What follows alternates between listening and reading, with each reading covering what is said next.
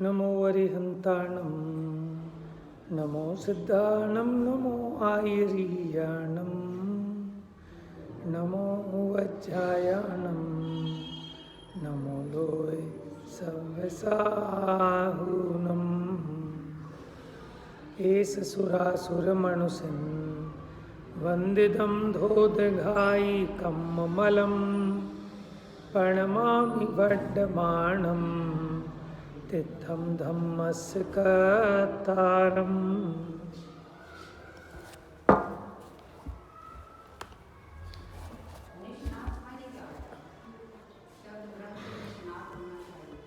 निष्णात मैंने निपुण होगा।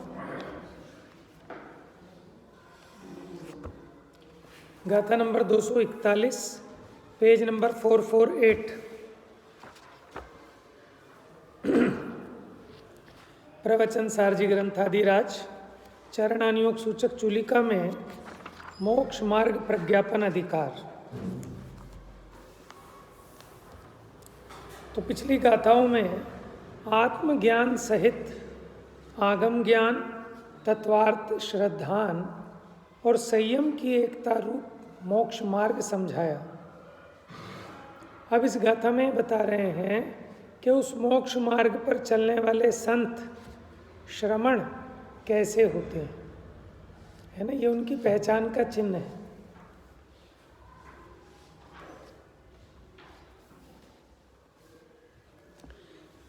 समसत्तु बंधु वग्गो समसुह दुःखोपसंसनिंद समो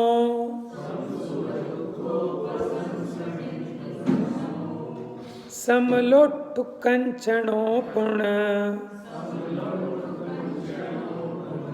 जीवित मरणे समो समणो।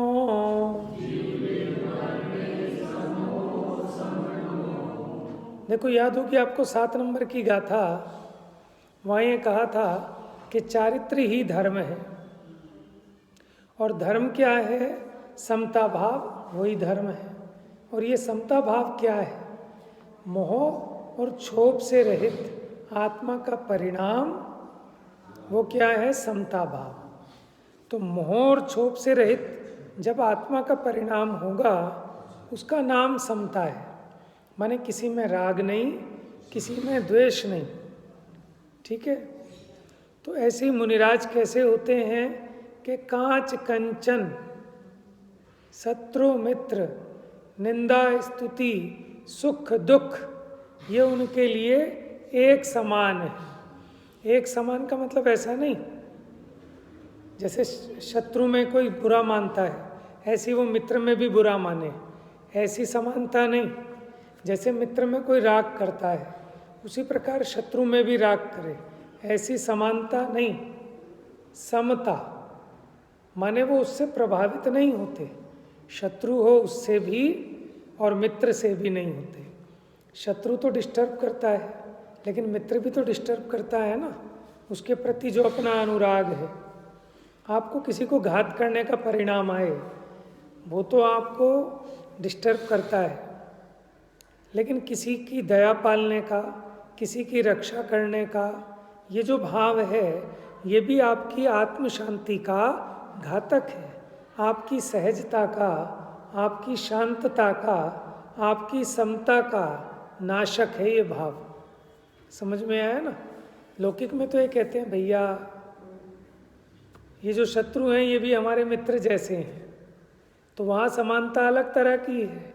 वो कहते हैं शत्रु को भी शत्रु नहीं, हम शत्रु को भी मित्र देखते हैं।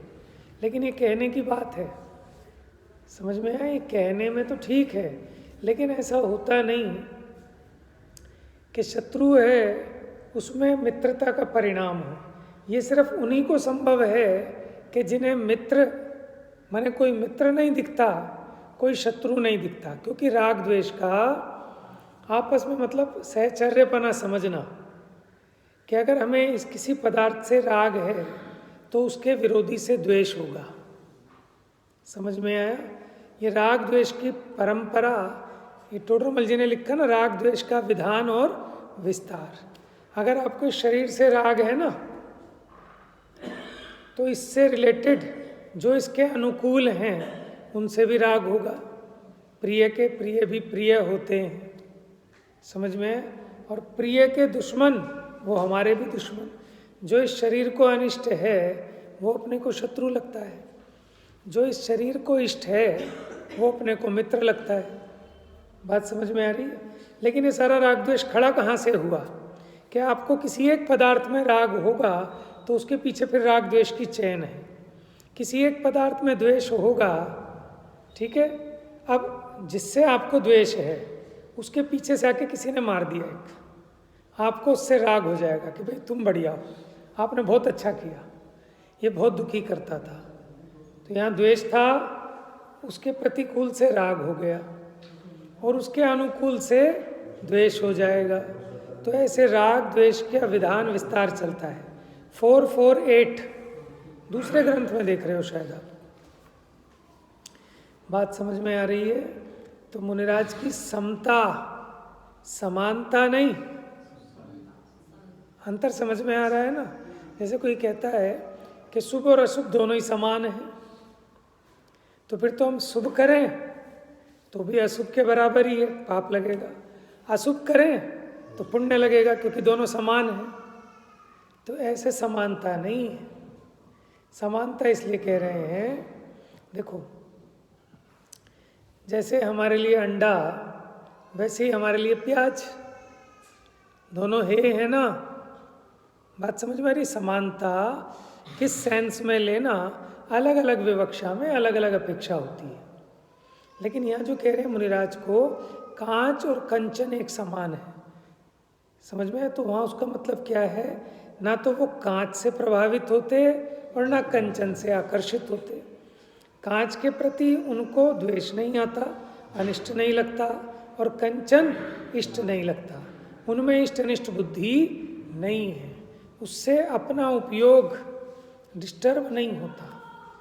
राग द्वेष से रहित भाव, उसका नाम समता है। गाथा नंबर 7 में बताया ना, समता किसका नाम है? मोह खोह विहीणो परिणामो अपनो कुसम।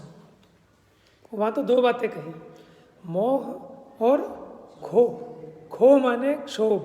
क्षोभ वैसे तो उसमें एक में ले लिया दर्शन मोह और एक में ले लिया चारित्र मोह, माने समस्त मोहों से रहित परिणाम, उसका नाम है समता भाव। और वही धर्म है, वही चारित्र है, उसी का नाम वीतरागता है, उसी का नाम सुखमय दशा है, उसी का नाम शांति है, वही सच्ची निराकुलता है।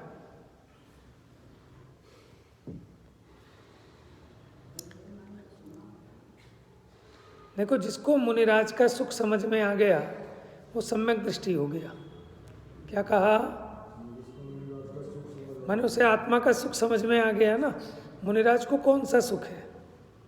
लोग तो ये कहते हैं भैया इनकी बड़ी हिम्मत है, कितना कष्ट सहते हैं। कष्ट सहते हैं कि आनंद में रहते हैं। जिसको ये बात अंदर से लग जाएगी वो नियम से सम्यक दृष्टि है। क्या कह रहे हैं? कि जिसको ये बात अंदर से समझ में आ जाएगी कि एक मुनिराज ये सुखी हैं कि साहब इतना जाड़ा पड़ रहा है, ठीक है, खुला जंगल, मच्छर डांस, ठीक है, इतनी विघ्न बाधाएं, इतने परिचय, आप कह रहे हो आनंद है और आप कह रहे हो कि मेरी भी ऐसी दशा कब होए। तो माने नियम से सम्यक दृष्टि हो, उसी को उनका आनंद और सुख समझ में आ सकता है। मिथ्या दृष्टि को कहेगा भैया भगवान बचाए, ठीक है, इनका क्या बुद्धि खराब हो गई, राजपाट छोड़ के यहाँ कष्ट सहने आ गए। आत्महित हेतु विराग ज्ञान ते लखें आपको, किसको? मिथ्या दृष्टि को। आत्मा का हित करने वाला है वैराग्य और ज्ञान, लेकिन वो कष्टदायक लगता है। और ये भोग सम्यक दृष्टि को कैसे लगते हैं? जैसे नाग काले हैं, हमें और आपको कैसे लगते हैं? अब लगा लो, समझ में आया? माने उसमें हे उपाधिपना देखो ना, सुख बुद्धि पड़ी है या उसमें हेता वर्तती है, तो ये मुनिराज की कैसी अलौकिक दशा है। चलिए, सम सत्तु बंधु वग्गो, मने शत्रु हो चाहे बंधु वर्ग हो, वो दोनों से ही अप्रभावी रहते हैं। उनके लिए कोई इष्ट नहीं, कोई अनिष्ट नहीं, हम तो अपने समता भाव में ही रहते हैं। सम सुह दुखो, सुख और दुख, यहाँ सुख और दुख अतीन्द्रिय सुख की बात नहीं है, जिसे जगत सुख कहता है। बाहर में अनुकूलताएं हों, प्रतिकूलताएं हों, है ना, इसी का और विस्तार। प्रशंसा और निंदा, कि कोई तो प्रशंसा करे, धन्य है मुनिराज, समझ में है। कोई कहे कैसे हैं, मारो या ही पकड़ पापी को, कपटी भेष धरे हैं आया ने। हाँ, आक्रोश परिचय, वधवंदन परिचय, तो भी वहाँ वो डिस्टर्ब नहीं होते, मन की शांति भंग नहीं होती। क्यों? क्योंकि समझ में आ रहा है कि पर से मेरा कुछ भी संबंध है ही नहीं। बात समझ में आ रही है? आप ये कहो कि साहब बहुत अच्छा पढ़ाते हो, तो आपके अच्छा कहने से मेरा क्या बढ़ जाएगा। आप कहो बहुत बेकार पढ़ाते हो, तो मेरा क्या घट जाएगा। लेकिन ये बात समझ में नहीं आती, तो ये जीव दूसरे के हिसाब से नाचता है। इसने अपनी जो डोर है वो दूसरों के हाथ में दे रखी, जो मर्जी चले और खींच के चला जाए और हम डिस्टर्ब हो जाएं। समझ में आया? अपने सुख दुख का किसी दूसरे से कोई संबंध है ही नहीं। अपने वीतराग भाव सुख के कारण है और राग द्वेष के भाव दुख के कारण है। ये जिसको समझ में आ गया वो सम्यक दृष्टि है। क्योंकि सात तत्व की सम्यक श्रद्धा हो गई ना, जो हितरूप भाव हैं वो हितरूप लगे, जो अहितरूप भाव हैं वो अहितरूप लगे, जो अपना भाव है वो अपना लगे, जो पराया भाव है वो पराया लगे। इसी का नाम है सात तत्वों की यथार्थ श्रद्धा। वही सम्यक दृष्टि का चिन्ह है। और देखो, समलोठ कंचनोपण, लोठ माने मिट्टी का ढेला अथवा कंचन यानी सोना हो, उनके लिए दोनों किसी काम के नहीं हैं। जीवित मरणे समो समणे, कि जो श्रमण है जीवन में मरण में उनके समता भाव है। क्योंकि वो जानते हैं कि मेरा जन्म नहीं हुआ तो मेरा मरण कहाँ से होगा, मैं अजन्मा और अमर तत्व हूँ। ऐसा जिसको दिख रहा है, उपयोग में संचेतन में आ रहा है, ठीक है, उन्हें कोई दुखी तो करके दिखाए।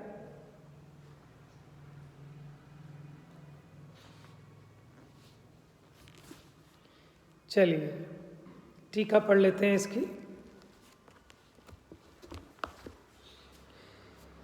संयम सम्यक दर्शन ज्ञान पूर्वक चारित्र है। माने वो कह रहे हैं जो संयम है ना वही चारित्र है। लेकिन वो संयम कैसा होना चाहिए? सम्यक दर्शन ज्ञान सहित जो संयम है वही चारित्र है। और जो चारित्र है वही तो धर्म है। और धर्म क्या है? साम्य। ठीक है, एक साम्यवाद का सिद्धांत है, वो नहीं जो कम्युनलिज्म है ना, वो नहीं। वहाँ साम्यवाद अलग चीज़ है। समाजवाद, साम्यवाद जो अवधारणाएं चलती है ना अलग अलग देशों में, लेकिन यहाँ समता भाव का नाम, वीतराग परिणाम का नाम, वो कैसा है कि अगर एक गरीब है तो सब गरीब रहने चाहिए, एक अमीर है तो सब अमीर रहने चाहिए, उसका छीन के इनको बांट दो। समझ में है? वो यहाँ वो तो सिद्धांत ही हो गया कि अगर एक दुखी है तो सब दुखी रहे। हाँ, तो इसलिए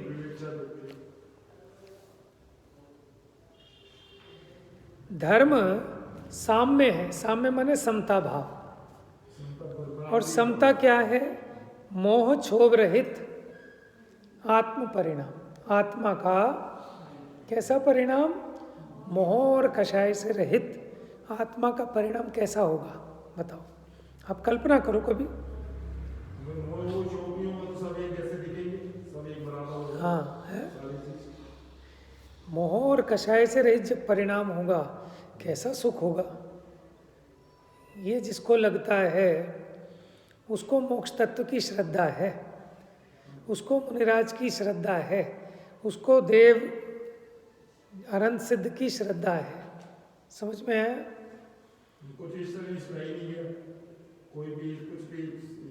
तो पूर्ण निराकुल होंगे, अतीन्द्रिय आनंद में होंगे, है ना। हमें करना क्या है? निराकुलित हो तो होना है ना। तो ढूंढो हमारी आकुलता का कारण क्या है। यहाँ आने से पहले वहाँ तक कितने विकल्प चलते हैं दिमाग में, उनका कभी निपटारा नहीं होने वाला।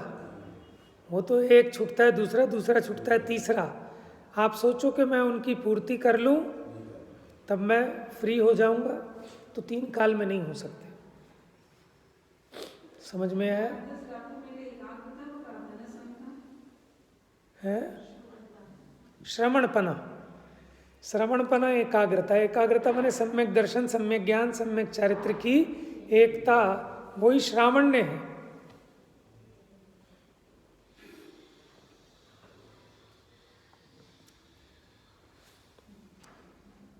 इसलिए संयत का साम्य लक्षण है।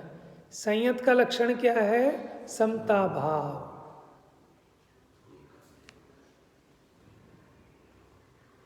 वहाँ शत्रु बंधु वर्ग में, माने उनका कोई शत्रु नहीं है, उनका कोई बंधु नहीं है। जगत जिसे शत्रु कहता है, जगत जिसे बंधु कहता है, हमारी तरफ से कथन किया ना। माने कोई तो उन्हें आहार कराए, उनके चरण धोए, ठीक है, और कोई उन पे वार करे। ये भी सारे कथन व्यवहार में हुए।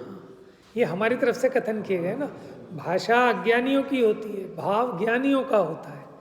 तो तोतले को तोतली भाषा में समझाना पड़ता है, इसीलिए व्यवहार का कथन है।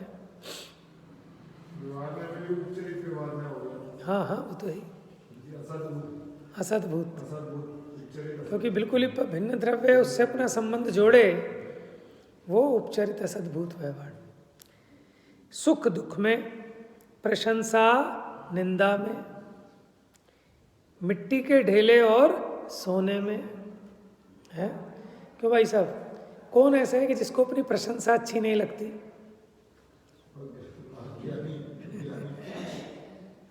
नहीं, उसे तो अच्छी लगती है। वो अपना किसे मान रहा है ना, उसी की प्रशंसा अच्छी लगती है। कोई आपके मकान की प्रशंसा कर दे तो आप खुश, अरे नहीं भाई साहब चाय पिए बिना नहीं जाओगे, आ जाओ बैठो। समझ में आया? कोई आपके बच्चों की तारीफ कर दे, आपके कपड़ों की तारीफ कर दे, आपके जूतों की तारीफ कर दे, आपकी गाड़ी की तारीफ कर दे, आपकी दुकान की तारीफ कर दे, तो आपको कैसा लगता है कि ये बहुत अच्छा इंसान है, भाई साहब बहुत बढ़िया है। समझ में आया? क्यों ये प्रशंसा क्यों अच्छी लग रही है? उससे क्या हो गया बताओ आप, क्या फायदा हो गया? सोचने की बात है, लेकिन अपने ही मोह जाल में ठगाए जा रहे हैं। इसी के लिए तो लोग कितना पैसा बहाते हैं और फिर उस पैसे को कमाने के लिए ज़िंदगी खराब करते हैं अपनी। क्यों? कि बच्चे की शादी करूँगा 10 क्यों 50 लाख लगाऊंगा, पता चले दुनिया को कि शादी कैसी होती है, क्या हो जाएगा उससे। ठीक है, तो ये अज्ञानी की कल्पना है ना, वो कहाँ कहाँ सुख की कल्पना करता है, लेकिन फिर भी सुख नहीं मिलता तो बाद में खींचता है, खेद खिन्न होता है ना, सब काम करने के बाद भी कि मैंने तो इतनी उससे किया था और ये वो है, लोग ही ऐसे हैं, आज के बाद कभी नहीं करूँगा। हमेशा देख लेना, कोई भी कार्यक्रम हो, कोई प्रोग्राम हो, है ना, हर उसके बाद आदमी पछताएगा। क्यों? क्योंकि तुम जहाँ से सुख निकालना चाहते हो वहाँ सुख है ही नहीं, सुख निकल ही नहीं सकता। 50 आदमी भला कहेंगे तो 2 तो ऐसे भी होंगे जो कहेंगे बेवकूफ़ है। समझ में आया ना? लेकिन उससे अपने सुख दुख का संबंध कहाँ है? तो अपने इसने स्वयं में ऐसी इच्छा बनाई, अब उस इच्छा की पूर्ति के लिए कितने पापड़ बेलता है, कितना छल कपट, कितना मायाचारी, कितना झूठ कि ताकि लोग ये समझे कि मैं अच्छा हूँ। लेकिन उसके समझने से तेरे को क्या भला हो जाएगा, और सामने वाला अगर तुझे बुरा समझ रहा है, वो अपनी समझ को भोग रहा है, तू अपनी समझ को भोग रहा है।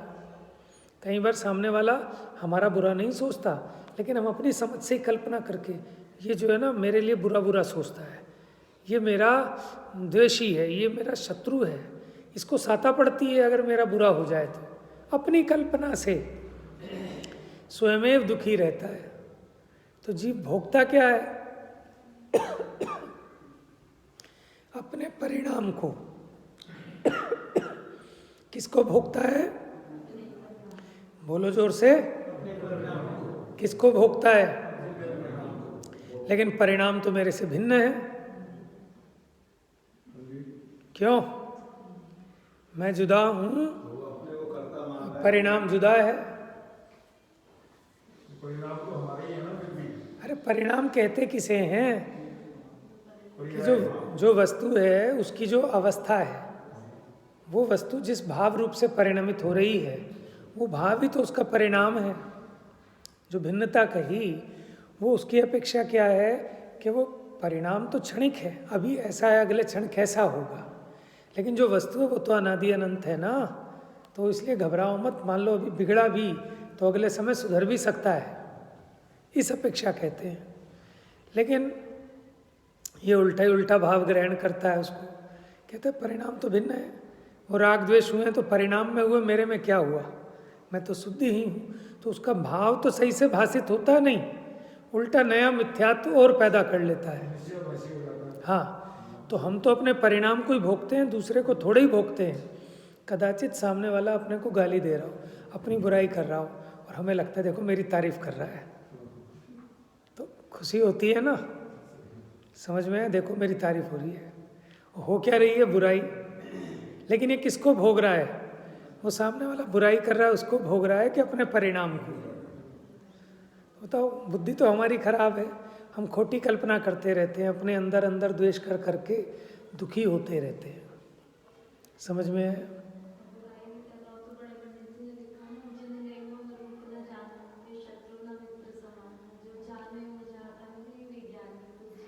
मैंने वो तो बेचारा मुझे जानता ही नहीं, मेरी बुराई कहाँ से करेगा।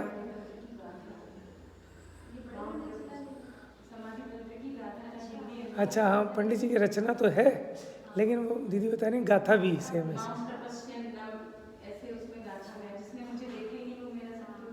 हाँ, वो तो मेरे को जानता ही नहीं, वो तो ये देह को ही जानकर उसको कह रहा है, तो काहे का मेरा शत्रु, और प्रशंसा कर रहा है तो भी मुझे नहीं जानता, तो ना तो मेरा शत्रु है और ना मेरा मित्र है। जिसकी प्रशंसा कर रहा हूं वो मैं हूँ नहीं। समझ में आया? अब अगर ये भेद ज्ञान वर्ते, ये बात ज्ञान में उर्दू रहे, तो कैसे कसाय होएगी? समझ में आ रहा है? मैंने उदाहरण दिया था ना, जिस सामने वाले मकान में मेरे ही नाम का कोई व्यक्ति रहता है और किसी ने वो नाम लेके गाली दी, मैं खेद घिन्न हो गया। लेकिन जब मुझे पता चलता है कि जिस मनोज को कह रहा है वो मैं नहीं हूँ, वो सामने वाला है, तो गुस्सा गायब हो जाता है ना, फिर गुस्सा आएगा। ऐसे ही यहाँ कि जब ये जीव को भेद ज्ञान हो जाए कि ये तो मेरे को जानता ही नहीं है, और ये तो छोड़ो जाने ना जाने, मैं खुद तो जान लूँ। समझ में आया ना? तो अज्ञानी अपनी पहचान भी देह से करता है और दूसरे की पहचान भी देह से करता है। इसी में आगे गाथा आई हुई है समाधि मंत्र में, जो मान अपमान की कल्पना होती है वो विक्षिप्त चित्त वालों को होती है। क्या बात है? विक्षिप्त चित्त पता है किसे कहते हैं? कि जो पगला गया है, जिसकी बुद्धि भ्रष्ट हो गई है, उसको होती है मान अपमान की कल्पना। समझ में? जैसे कोई पागल है ना, वो आपको चलते चलते अपने आप ही आपको पत्थर मारने पे आ जाएगा कि तू मेरे को कैसे कह रहा है। कभी हंसने लगेगा, सन्निपात का रोगी होता है ना, कभी हंसता है कभी रोता है। ऐसे ही मान अपमान की कल्पना अपने आप करता है। कोई दूसरा किसी का ना मान कर सकता ना अपमान कर सकता। समझ में आया? ये तो अपने मानने से होता है। तो जीव अपने कोई भोगता है, अपने कोई करता है, पर को कर नहीं सकता, पर को भोग नहीं सकता। मैं मेरे परिणाम का ही कर्ता भोगता हूँ, लेकिन पर का तो कर्ता भोगता किसी भी प्रकार नहीं हो। ठीक है, तो पूर्ण स्वतंत्रता है यहाँ हर एक द्रव्य की। मिट्टी के ढेले और सोने में, जीवित मरण में एक ही साथ, यह मेरा पर है, यह स्व है, यह आह्लाद है, यह परिताप है, ये मेरा उत्कर्षण है, ये अपकर्षण है। मैंने मुझे चढ़ा दिया, मुझे गिरा दिया, कीर्ति कर दी, अपकीर्ति कर दी। यह मुझे अकिंचित कर है, ये मेरे किसी काम का नहीं और ये मेरे बड़ा उपकारी है, उपयोगी है।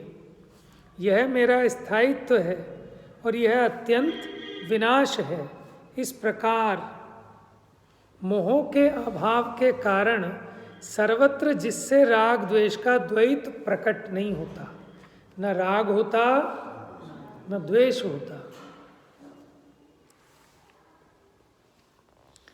जो सतत विशुद्ध दर्शन ज्ञान स्वभाव आत्मा का अनुभव करता है। कैसे आत्मा का अनुभव करता है?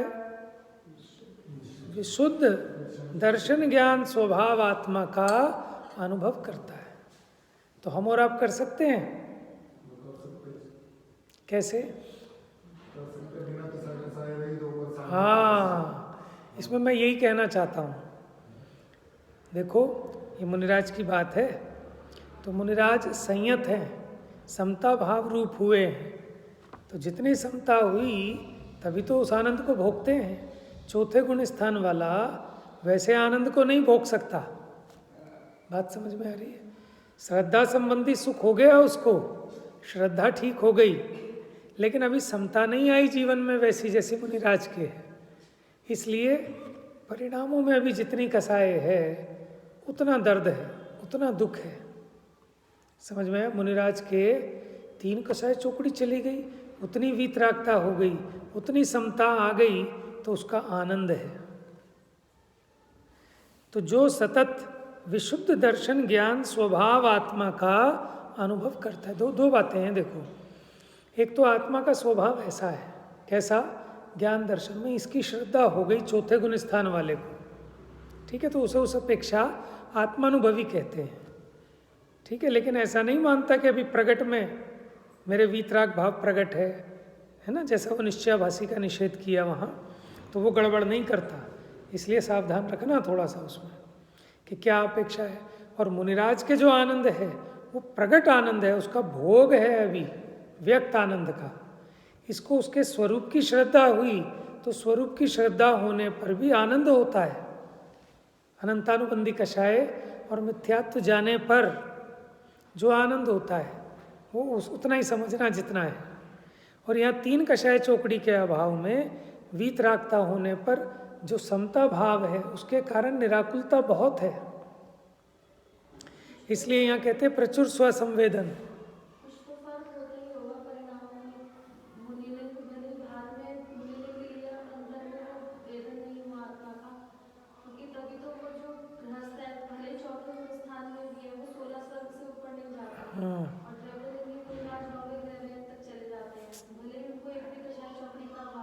परिणाम का तो जमीन आसमान का फर्क है।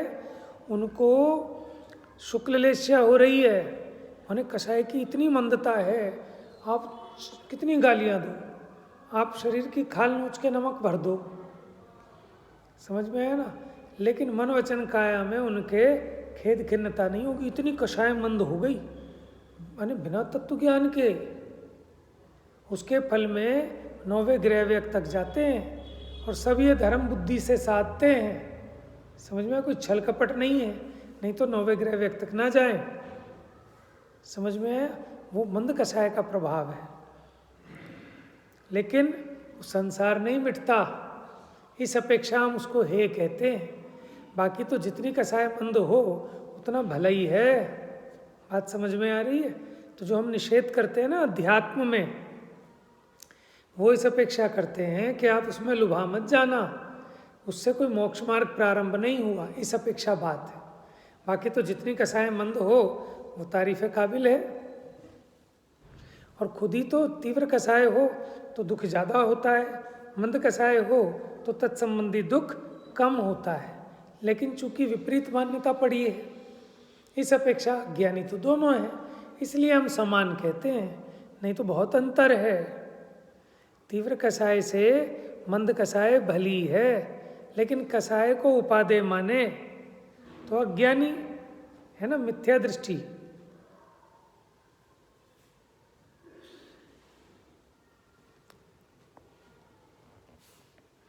इस प्रकार मोह के अभाव के कारण सर्वत्र जिससे राग द्वेष का द्वैत प्रकट नहीं होता, जो सतत विशुद्ध दर्शन ज्ञान स्वभाव आत्मा का अनुभव करता है, माने एक्चुअल में इसको ऐसा कह सकते हैं, जो शुद्ध आत्मा का अनुभव करता है। कितना शुद्ध?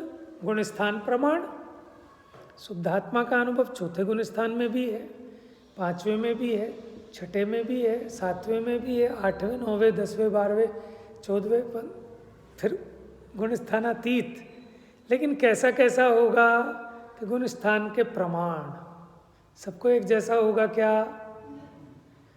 जितना जिसको आनंद प्रकट हुआ उतना उतना होगा।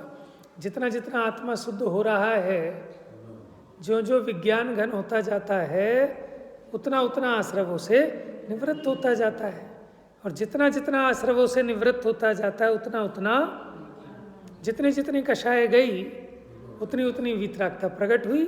जितनी जितनी वीतरागता प्रकट हुई, उतनी उतनी कषाय अशुद्धि मिट रही है। समझ में? भोगेगा तो अपनी परिणाम को, और क्या भोगते हैं। अब यहाँ आधे घंटे बैठ के जो परिणाम होता है उसमें कितनी साता पड़ती है। क्यों? कि एक तो कषाय मंद हुई, मोह भी मंद हुआ, अकेली कषाय मंद नहीं हुई, उसके साथ साथ जो दर्शन मोह है, क्योंकि तत्व का अभ्यास कर रहे हैं तो स्पष्ट दिखता है ना, भेद विज्ञान होता है, तो उसके कारण एक अलग टाइप का आनंद होता है। हाँ, उपयोग की एकाग्रता होती है। तो ये वाला आनंद और 5 इंद्रिय के विषय भोग जनित आनंद, दोनों में जमीन आसमान का फर्क ख्याल में आता है कि नहीं आता है? वहाँ आकुलता, चंचलता, बेचैनी, ठीक है ना। अभी तो सिर्फ ये उपयोग यहाँ लगाया है, ये शुभ भाव रूप है, शुद्ध भाव रूप नहीं है, मंद कषाय रूप है। लेकिन उसके साथ साथ है ना, मोह भी मंद हुआ तो उस जनित ये सुख का वेदन करता है। और जिनके चला ही गया दर्शन मोह भी, चारित्र मोह भी, तो आप अंदाजा लगा सकते हैं कि क्या उसके आनंद होगा। अनुमान लगा सकते हैं ना इस बात से कि जैसे जगत में किसी के अधिक ज्ञान होता है, किसी के कम ज्ञान होता है। इससे ये अंदाजा लगाया जा सकता है कि कोई ऐसा भी होगा कि जिसको पूर्ण ज्ञान होगा। सर्वज्ञ सिद्धि जब करते हैं तब इस तरह समझाते हैं। तो इसी प्रकार यहाँ पे भी देखो कि अभी थोड़ा निराकुलता हुई, तो ऐसे जब ज़्यादा निराकुलता होगी तो क्या गजब का आनंद होगा। बाबूलाल जी ने से दृष्टि का कहा कि जैसे हम किसी को देख रहे हैं तो हमारी कोई एक दूसरे ऐसे है और भी ज़्यादा देख रहा है, सबका देख रहा है, तीसरा है तो उससे भी ज़्यादा देख रहा है, तो पूर्ण ज्ञान ही सबको देख रहे थे। हाँ, बाबूलाल जी जैसे दृष्टि की उसमें जाते हैं। कषाय की मान्यता में देखिए एक बात भी होती है, यदि कषाय की मान्यता है और धर्म मार्ग में नहीं लगा है तो मंदता से ही विषयों में प्रवर्तता है। हाँ, जैसे टोल नदी में लिख सही है। नदी का मंद प्रवाह हो, उस समय किनारे पर पहुंचे तो पहुंच जाए। तो ऐसी कषाय की मंदता में तत्व निर्णय पर पहुंचे तब तो बात है, तो हाँ। मंदता से विषयों में प्रवर्तता है। बस ये है कि वहाँ पे भी ना वो लौकिक में सज्जन दिखेगा और वो थोड़ा सा संतोषी दिखेगा। तो हाँ हाँ, बस बस बस बस। और कोई ऐसा होता है जरा जरा बात पे बवाल मचाएगा, घर में बर्तन उठा के पटकेगा। तो दोनों में से सुखी कौन? जिसको मंद कषाय है, और जिसको तीव्र कषाय है वो महादुखी है। समझ में आया ना? खुद भी दुखी और परिवार वालों को दुखी करता है, स्पष्ट दिखता है। समझ में आया ना? तो उसका लौकिक जीवन भी दुख भरा होता है तीव्र कषाय का। तो तीव्र कषाय की अपेक्षा मंद कषाय भली है, लेकिन अपन को तो मोक्ष मार्ग की चर्चा करनी है। वो तो सारी जितने मोटिवेशनल स्पीकर हैं वो सारी की सारी उनका फोकस बस उसी पे है कि कषाय थोड़ी मंद हो जाए अब उसी के लिए वो एग्जाम्पल और ये सब देते हैं, लेकिन हमारी बात तो वहाँ से स्टार्ट होती है जहाँ सारी जगत की बात एंड हो जाती है। बात समझ में आ रही है ना? उपयोगिता सब चीज़ की है, जहाँ जहाँ जय जय योग्य है ત્યાં समझबूत है। ये भी शोभा नहीं देता हम यहाँ तो समय सार पढ़ें और घर में हमारे महाभारत हुआ रहे, तो क्या समय सार समझ में आएगा और क्या समय सार की प्रभावना होगी? बात समझ में आ रही है ना? समय सार पढ़ने वाले का जीवन कैसा होना चाहिए, कैसा आनंददायक होना चाहिए? नहीं, समय सार पढ़कर तो मुनि हो जाना चाहिए, लेकिन मुनि नहीं हो पा रहा तो कम से कम गृहस्थ तो हो जाए। हाँ। समझ में है? सागार अनगार दो बताए ना, मुनि धर्म और गृहस्थ धर्म। तो जब हम गृहस्थ कह रहे हैं तो वहाँ वो धर्मात्मा गृहस्थ की बात है, जिसको दीदी ने कहा सदगृहस्थ, श्रावक, श्रद्धावान, विवेकवान, क्रियावान। हाँ, समझ में? लघुनंदन है वो, जिनेश्वर का लघुनंदन।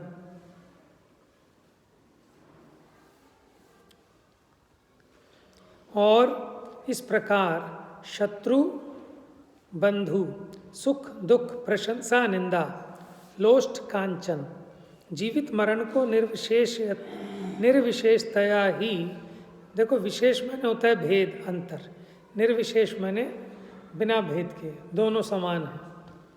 ज्ञेय रूप जानकर कि वो तो ज्ञान के ज्ञेय मात्र हैं, ज्ञानात्मक आत्मा में जिसकी परिणति अचलित हुई है उनसे प्रभावित नहीं होता, उनको ज्ञेय जानता है और अपने ज्ञायक में तन्मय होता है।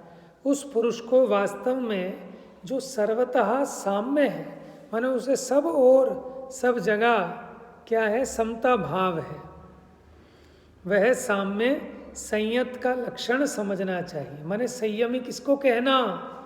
कि जिसके समता भाव हो, वो संयमी का लक्षण है।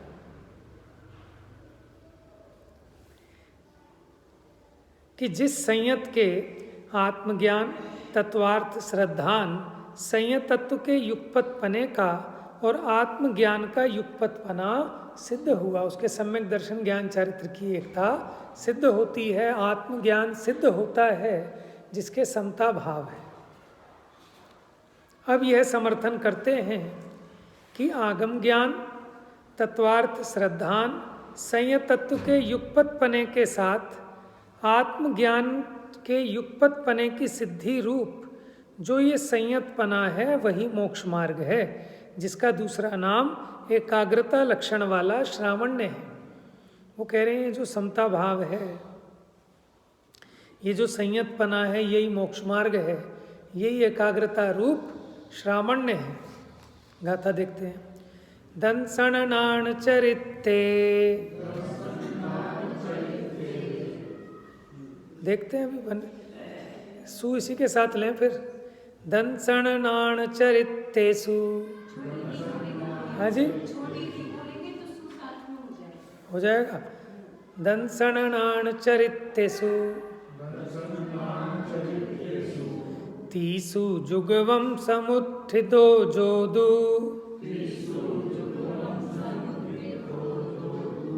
एयगदोत्तिमदो एयगदोत्तिमदो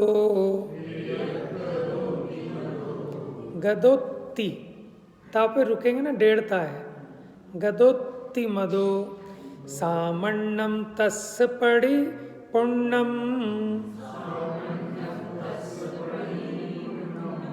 देखो दंसन नाण चरित्तेषु, दर्शन ज्ञान और चारित्र, तीसु यानी त्रिषु तीनों में, जुगवम जुगवम माने युगपत एक ही साथ, समुत्थितो जो उसमें समुत्थित है, समुस्थित है, आरूढ़ है, जोदु जो भी, एक गदो, एक गदो माने एकाग्रता,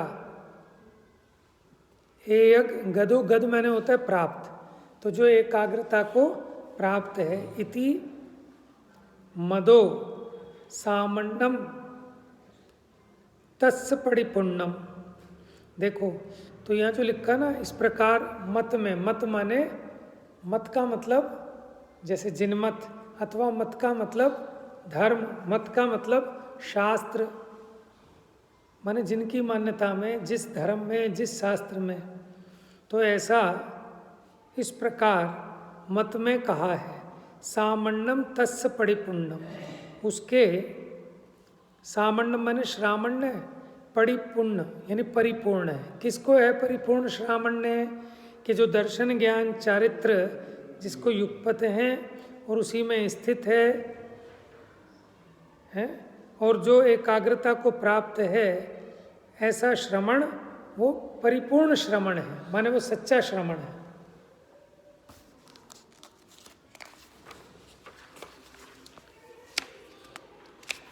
ज्ञेय तत्व और ज्ञात्री तत्व की तथा प्रकार प्रतीति जिसका लक्षण है वह सम्यक दर्शन पर्याय है। क्या कह रहे हैं?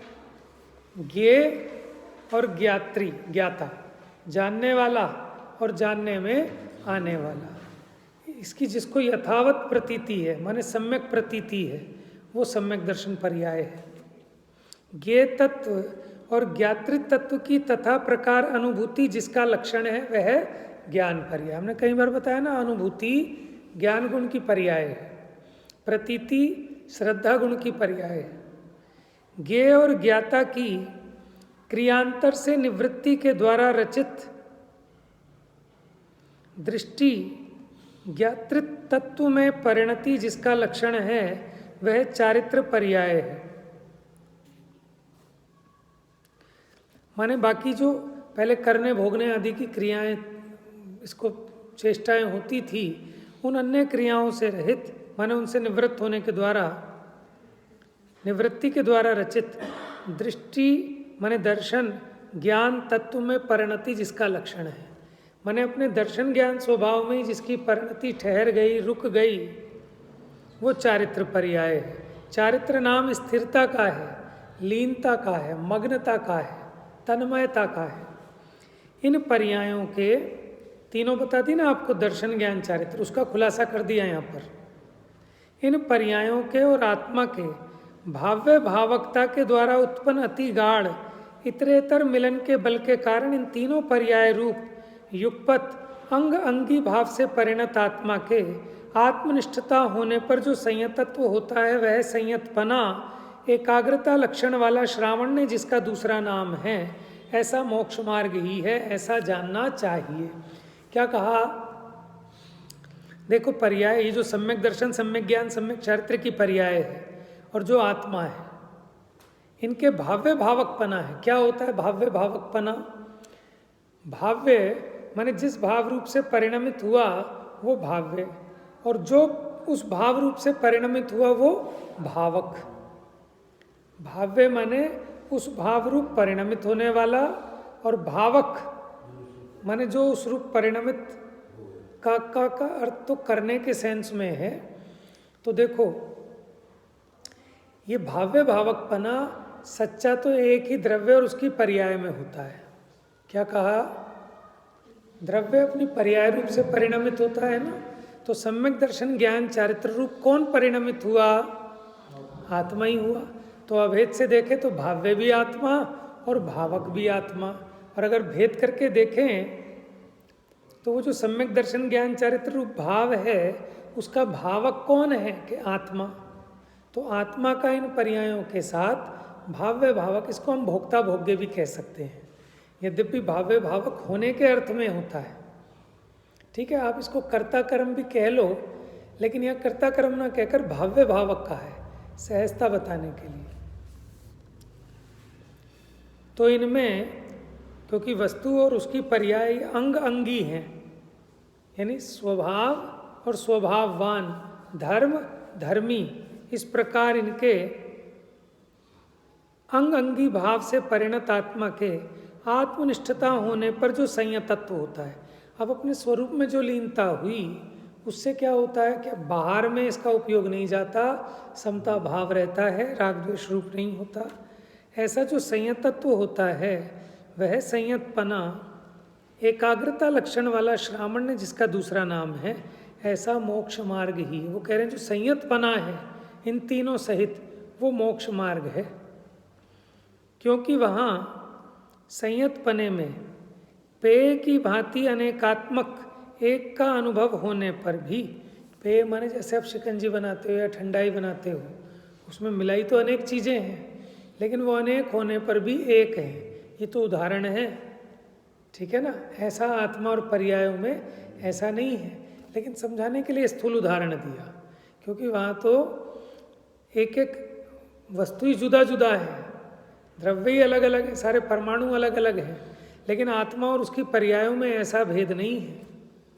लेकिन बस इस बात को समझाने के लिए, पेय की भांति अनेकात्मक एक का अनुभव होने पर, अब आपको बादाम का अलग एक टेस्ट नहीं आता, सौंफ का अलग टेस्ट नहीं, मिश्री का, उनको मिलाकर एक अखंड का टेस्ट आता है। तो उसी प्रकार आत्मा सम्यक दर्शन, सम्यक ज्ञान, सम्यक चरित्र ऐसे अनेक रूप होने पर भी एक रूप अनुभव में आता है। समस्त परद्रव्य से निवृत्ति होने से एकाग्रता अभिव्यक्त है, प्रकट है। वह संयतत्व रूप अथवा श्रामण्य रूप मोक्ष मार्ग भेदात्मक होने से, अब भेद दृष्टि से देखें तो तीन भेद कर दिए, सम्यक दर्शन, ज्ञान, चारित्र, मोक्ष मार्ग है। इस प्रकार पर्याय प्रधान व्यवहार से उसका प्रज्ञापन है, माने भेद करके कह रहे हैं इसलिए व्यवहार हो गया। वह मोक्ष मार्ग अभेदात्मक होने से एकाग्रता मोक्ष मार्ग है। तो उसका मतलब हम जाहिरात करते हैं, किसी चीज़ को जाहिर करना, कहना, बताना, ज्ञान कराना, निरूपण करना, ठीक है ना। तो देखो अभेद दृष्टि से देखें तो वहाँ ऐसे अलग अलग तीन भेद खड़े नहीं होते। क्या है फिर कि वो तीन ऐसे एक अभेद एक रस रूप, उसी को कह रहे हैं एकाग्रता। इन तीनों के अभेद रूप अभेदात्मक होने से एकाग्रता मोक्ष मार्ग है। इस प्रकार द्रव्य प्रधान निश्चय से उसका प्रज्ञापन है। तो निश्चय ने अभेद कथन करता है और व्यवहार ने भेद कथन करता है। समस्त ही पदार्थ भेदा भेदात्मक होने से वे दोनों मोक्ष मार्ग हैं। तो बताओ मोक्ष मार्ग दो हैं कि एक है? लेकिन उसका निरूपण दो तरह से, बात तो वही की वही है। हमने आपको ठंडाई पिलाई, हमने कहा बादाम खाए कि नहीं साहब, बादाम तो नहीं खाए, ठंडाई पी है हमने तो कोई ये कहे कि बादाम नहीं खाए, सौंफ नहीं खाई, हमने तो ठंडाई पी है, तो भी ठीक है। और कोई कहे साहब हमने तो बादाम खाए, हमने तो सौंफ खाई है, तो भी क्या बुराई है, बात तो एक ही है। निरूपण दो प्रकार से है। बात समझ में आ रही है क्या? कि मोक्ष मार्ग दो नहीं है, मोक्ष मार्ग तो एक ही है। उसी एक मोक्ष मार्ग का जो यथार्थ निरूपण है वो निश्चय कहलाता है, और उसी मोक्ष मार्ग का उपचार से निरूपण करना वो व्यवहार निरूपण कहलाता है। लेकिन मोक्ष मार्ग तो एक ही है। उसी प्रकार एक भेद दृष्टि से कथन किया, एक अभेद दृष्टि से कथन किया, बस। तो इस प्रकार प्रमाण से क्या किया कि निश्चय और व्यवहार दोनों को एक साथ बता दिया, वो प्रमाण का कथन हो गया। दोनों मुख्य कर दिए जाएं तो वो प्रमाण का कथन होता है, और किसी एक को मुख्य करना, दूसरे को गौण करना, ये नए का कथन होता है। तो इस प्रकार ये सिद्ध किया कि संयतपना ही मोक्ष मार्ग है, एकाग्रता ही मोक्ष मार्ग है। अब इसमें एक श्लोक आएगा, उसकी चर्चा कल करते हैं। जा वाणी के ज्ञान से सूझे लोकालोक, सो वाणी मस्तक नमो सदा देता हूँ भोग।